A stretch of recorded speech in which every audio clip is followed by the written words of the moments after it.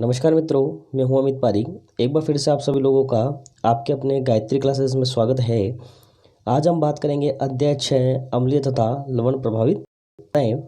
इससे पहले यदि आप लोगों ने इस चैनल को यदि सब्सक्राइब नहीं किया है तो प्लीज़ आप लोग इस चैनल को सब्सक्राइब कीजिए, इसे लाइक कीजिए और कमेंट बॉक्स में लिखिएगा आप लोगों को ये वीडियो कैसा लगा और ज़्यादा से ज़्यादा शेयर करने की कोशिश कीजिएगा। तो चलिए हम पढ़ते हैं अम्लीय तथा लवण प्रभावित मृदाएं कि अम्ल और लवण प्रभावित मृदाओं की जो क्षेत्रफल है वो सबसे पहले कितना होता है, कितने क्षेत्रफल पर ये मृदाएं आप लोगों के क्या है पाई जाती है, कितने क्षेत्रफल पर हमारे भारत देश में क्या नाम से कृषि खेती की जाती है, उन सभी का अध्ययन हम इसमें करेंगे। और अम्लीय तथा लवण प्रभावित मृदाओं का जो क्या नाम से प्रभावित करने वाले जो कारक हैं उनका भी हम अध्ययन करेंगे।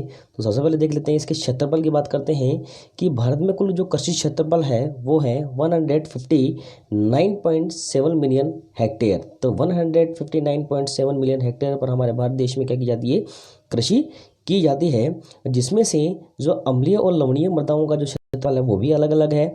भारत में 90 मिलियन हेक्टेयर क्षेत्र में अम्लीय मृदाएं पाई जाती है और जबकि 6.73 मिलियन हेक्टेयर में लवण प्रभावित मृदाएं पाई जाती है। मतलब 90 मिलियन जो हेक्टेयर है, 90 मिलियन जो हेक्टेयर है इसके अंदर तो क्या होती है आप लोगों की अम्लीय मृदाएं पाई जाती है और जबकि 6.73 मिलियन हेक्टेयर पर लवण प्रभावित मृदाएं आप लोगों की पाई जाती है। मतलब इतनी क्षेत्रफल पर ये मृदाएं आप लोगों के मिलती है। यदि आप लोगों से यहाँ से क्वेश्चन पूछ लिया जाए कि भारत देश में कुल कृषि कितना है तो 159.7 मिलियन हेक्टेयर आप लोग बताएंगे।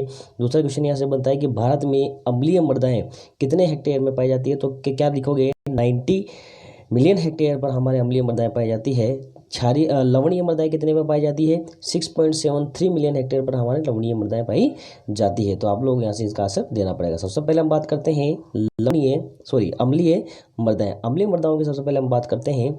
इसमें देखिए वह मृदाएं जिनका पीएच 7.0 से कम होता है और Al3+ की प्रधानता होती है, अम्लीय मृदाएं कहलाती है। दोस्तों मैंने इसके बारे में अम्लीय और क्षारीय मृदाओं के बारे में मैंने आप लोगों को पहले भी चर्चा की है और आप लोगों को फिर से बताता हूं कि जो अम्लीय और क्षारीय मृदाओं का जो अम्ल और क्षार हम कहते हैं, ये पीएच मीटर के आधार पर या पीएच पेपर के आधार पर हम इसे कहते हैं कि क्या नाम से उस मृदा का पीएच कितना है, उसके आधार पर ही हम अम्लीय और क्षारीय मृदाएं उनको कहते हैं। किस प्रकार से कहते हैं, देखिए कि एक पीएच पेपर आता है या पीएच मीटर आता है जिसके ऊपर क्या नाम से आप लोगों के 0 से लेकर के 14 तक अंक जो है वो अंकित होते हैं और इसके बीच में कितना आता है अपना 7 जो होता है, 7 आता है। तो 7 तो क्या होता है आप लोगों की उदासीन होता है, न्यूट्रल होता है।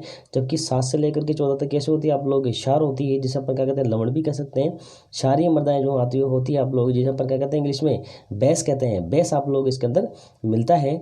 और 0 से लेकर के 7 तक या 7 से लेकर के 0 तक आप लोगों के अम्लीय मृदाएं पाई जाती है। यदि जिन मृदाओं की पीएच 0 से 7 0 है वो आप लोगों का क्या कहलाती है, अम्लीय मृदाएं कहलाती है। और इन अम्लीय मृदा में आप लोगों के हाइड्रोजन आयन और एल्यूमिनियम आयनों की क्या होती है आप लोगों की प्रधानता होती है, वही अम्लीय मृदा आप लोगों के कहलाएगी।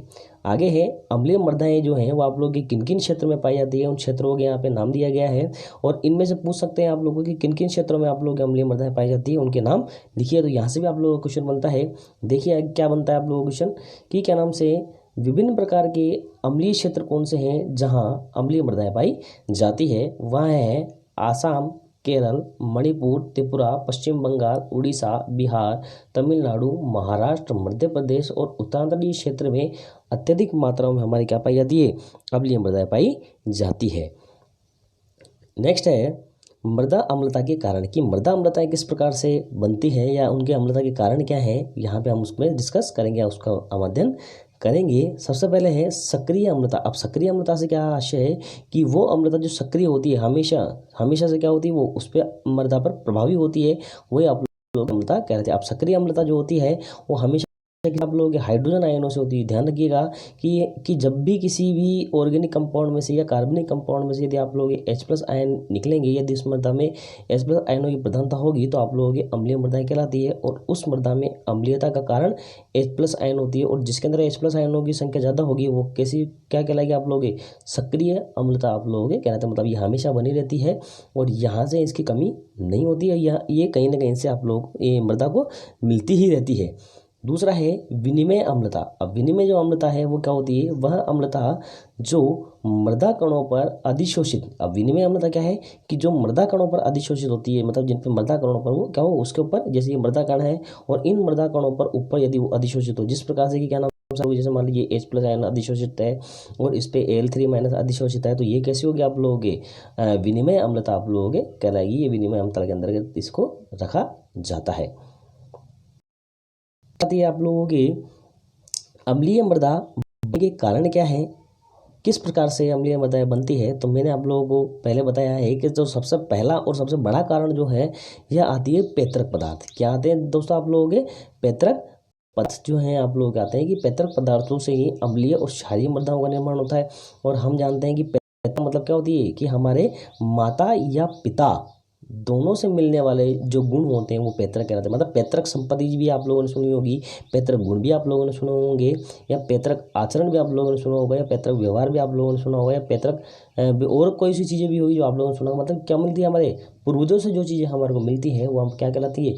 पैतृक चीज़ें कहलाती है। हमें क्या कह सकते हैं उनको? पैतृक पदार्थ भी हम उन्हें कह सकते हैं। तो इसी प्रकार से मृदाओं में भी ये पैतृक पदार्थ। अब मृदाओं में इनके माता पिता तो होते नहीं है, तो हम क्या कहते हैं? जैसे चट्टानें हैं, बड़े बड़े कंकड़ हैं, पत्थर हैं, तो वही क्या कहलाते हैं? इन मृदाओं के पैतृक पदार्थ आप लोगों के कहलाते हैं।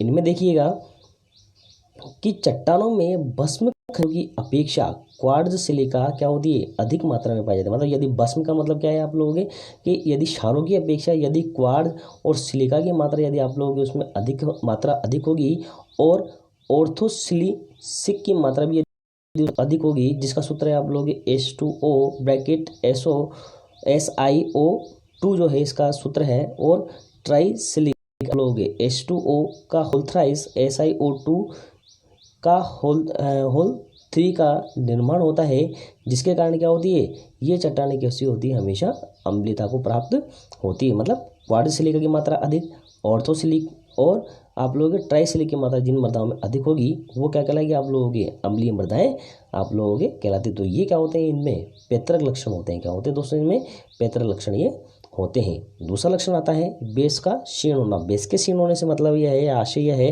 कि क्या नाम से बेस का धीरे धीरे क्या नाम से मृदा के निचले संस्तरों में चले जाना ही बेस का क्षीण होना कहलाता है, या बेस का कम होना कहलाता है। मतलब उसमें बेस का मात्रा तो अधिक होती है, परंतु समय के साथ साथ या परिस्थिति के साथ साथ वो बेस क्या हो जाती है? उस मृदा में कम होता है, जिसके कारण से भी उस मृदा में अम्लता बनती है या उनमें पाई जाती है। किस प्रकार से पाई जाती है?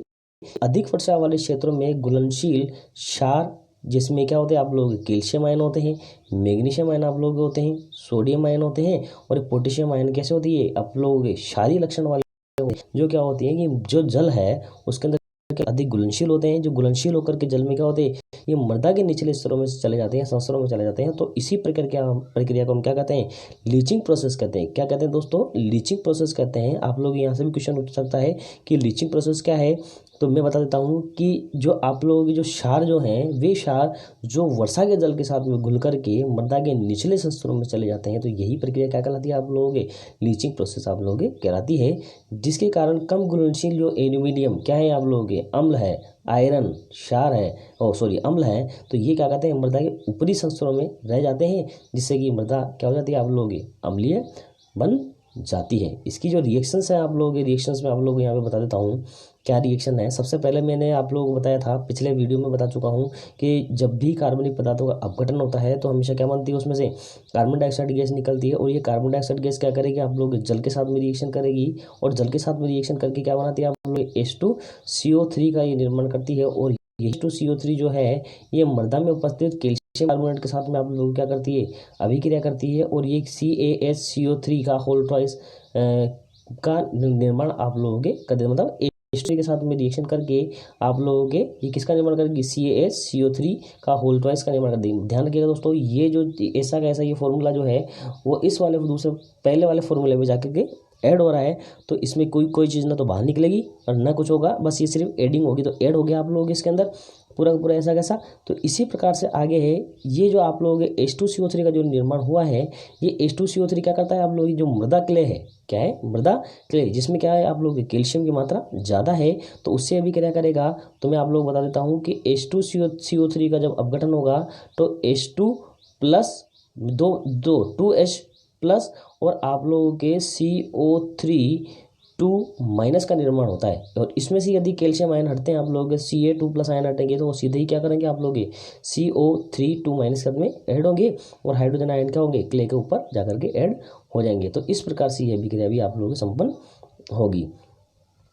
नेक्स्ट आ जाता है आप लोगों के मृदा में उर्वरकों का लगातार प्रयोग। दोस्त देखिएगा दोस्तों, मृदा में यदि उर्वरकों का लगातार हम प्रयोग करेंगे, यदि अम्लीय उर्वरकों का हम प्रयोग कर रहे हैं तो अम्लीयता बढ़ेगी। क्षारीय उर्वरकों को यदि हम प्रयोग कर रहे हैं तो क्षारीयता उस मृदा की बढ़ेगी। किस प्रकार से बढ़ेगी वो देख लेते हैं कि urea, ammonium silicate, ammonium sulphate और अमोनियम नाइट्रेट का यदि हम अधिकता से उपयोग करते हैं तो क्या नाम से इसके अंदर नवजात हाइड्रोजन बनती है। अब नवजात हाइड्रोजन क्या होती है दोस्तों, देखिएगा सबसे पहले नवजात का मतलब समझिएगा। नवजात का मतलब होता है अभी अभी पैदा हुआ या अभी अभी जन्मा हुआ या अभी अभी बना हुआ जो है वो नवजात कहलाता है। और ये नवजात हाइड्रोजन क्या है कि अभी अभी बनी हुई हाइड्रोजन होगी या नई पैदा हुई हाइड्रोजन आप लोग नवजात हाइड्रोजन कहलाती है।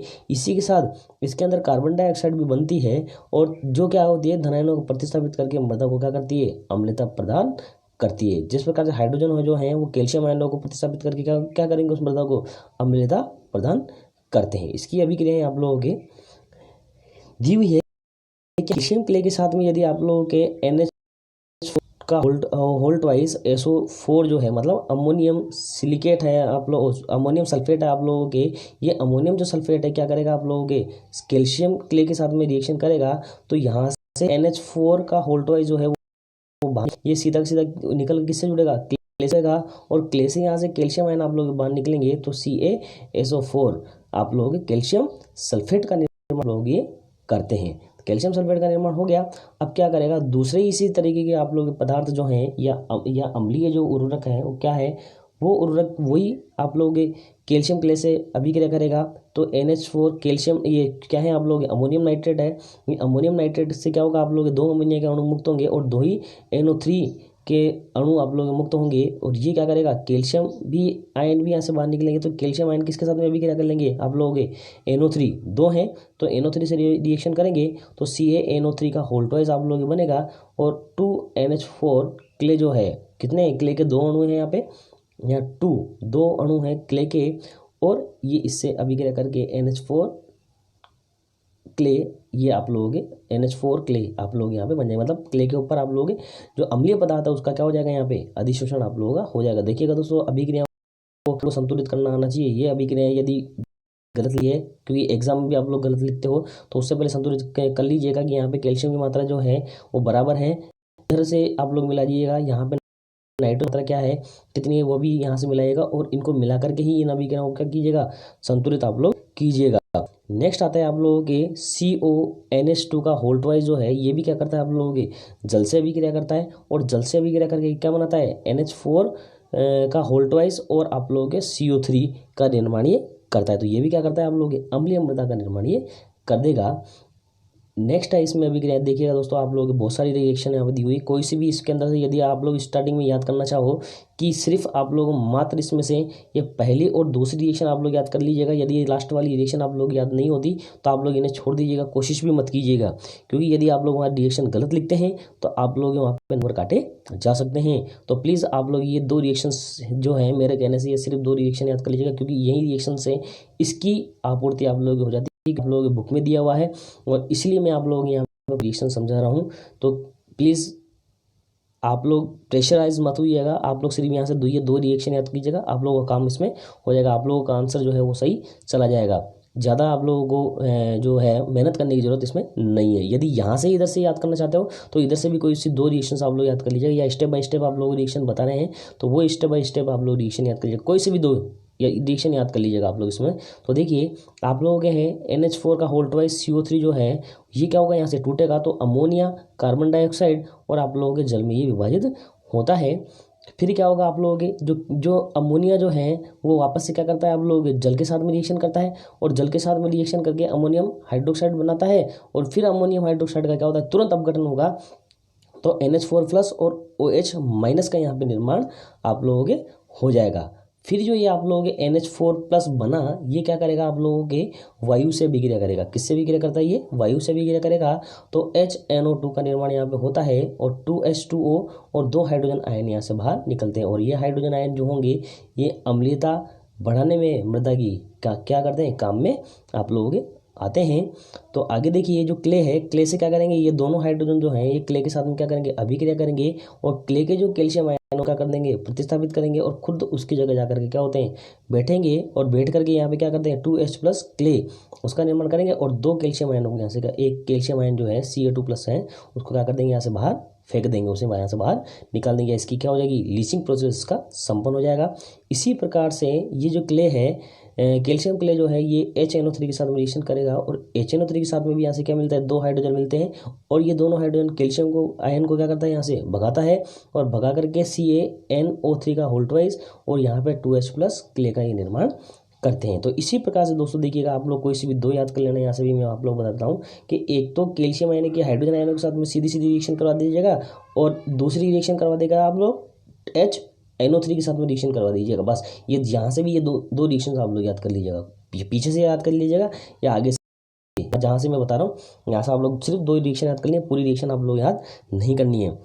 नेक्स्ट आप लोग जीवांश पदार्थ कि किस प्रकार से जीवांश पदार्थ भी अम्लीय मृदाओं को प्रभावित करते हैं। कि जीवांश पदार्थ भी जो होते हैं ये क्या नाम से, जब इनका अपघटन होता है या इनके सड़ते हैं तो इनके सड़ने से क्या होती है, कार्बन डाइऑक्साइड गैस उत्पन्न होती है और अन्य कार्बनिक अम्लों का यहाँ से क्या होता है, निर्माण आप लोगों के होगा। और निर्माण जो होगा तो क्या करेगी, कार्बन डाइऑक्साइड वही आप लोग जल से विक्रिया करेगी और जल से विक्रिया करके H2CO3 मतलब कार्बनिक एसिड का निर्माण करेगी और ये जो कार्बनिक एसिड है फिर क्या करेगा, आप लोगों के कैल्शियम आयनों से क्या करेगा, कैल्शियम क्ले जो है आप लोगों की मृदा जो है उससे क्या करेगा, रिएक्शन करेगा। तो यहाँ से वही 2 हाइड्रोजन आयन निकलेंगे, यहाँ से वही कैल्शियम आयन आप लोगों का निकलेगा, हाइड्रोजन आयन जाकर के कैल्शियम की जगह बैठेगा और कैल्शियम जो है वो NO3 के साथ भी रिएक्शन करेगा तो CaNO3 का होल ट्वाइस आप लोग बाहर निकलता है और यहाँ से कैल्शियम आयन भी जो आप लोग 2H प्लस क्ले मतलब अम्लीय जो मृदा है इसका निर्माण यहाँ पे इस जगह होगा। नेक्स्ट है सूक्ष्म जैविक क्रियाएं। देखिएगा दोस्तों, अम्लीय मृदा जो है उसको सूक्ष्म जैविक क्रियाएं भी प्रभावित करती है, क्योंकि हम जानते हैं कि मृदाओं में बहुत से सूक्ष्म जीव पाए जाते हैं और सूक्ष्म जीवों के पाए जाने के कारण क्या होती है, इसमें बहुत सी सूक्ष्म जैविक क्रियाएं होती है जिन्हें हम देख नहीं सकते, हम भाप नहीं सकते। बस ये क्या होते हैं, सूक्ष्म जीव उसमें अभिक्रिया करते रहते हैं। अभिक्रिया करके यदि अम्लीय पदार्थ उत्पन्न करेंगे तो वो मृदा कैसी हो जाती है, अम्लीय मृदा हो जाती है। यदि क्षारों का उत्पादन करेंगे तो वो मृदा कैसी हो जाएगी, आप लोग क्षार हो जाएगी। तो देखिए, सूक्ष्म जीव कार्बनिक पदार्थों को क्या करते हैं, विच्छेदन करते हैं, उसका नाइट्रीकरण करते हैं, जिसके कारण क्या होती है, ये अम्लीय मृदाओं को बनाने में क्या होते हैं, उत्तरदायी होते हैं।